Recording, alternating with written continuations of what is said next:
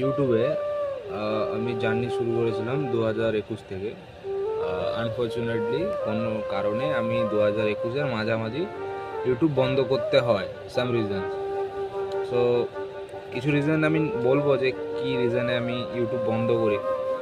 তো প্রথম রিজন হচ্ছে আমার লজ্জা লাগতো, দ্বিতীয় হচ্ছে গার্লফ্রেন্ড ছিল ওই টাইমে, আর থার্ড পয়েন্ট হচ্ছে আমাকে এতটাও তখন এই ফিল্ডে আমাকে ভালো লাগতো না, বাট তখন আমি পড়াশোনা করতাম ভালো করে।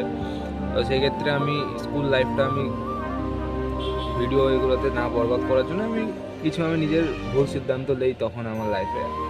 সো সেটা আমি এখনও রিগ্রেট করছি যে কেন আমি ওই টাইমে ওই ভুল সিদ্ধান্ত নিলাম। তো আজকে যদি আমি সেই 2 বছরটা যদি আমি ইউটিউবে খাটতাম, তাহলে আজকে হয়তো মেবি আমারও 100K ফলোয়ার্স হতো বা 100K সাবস্ক্রাইবার হতো। সো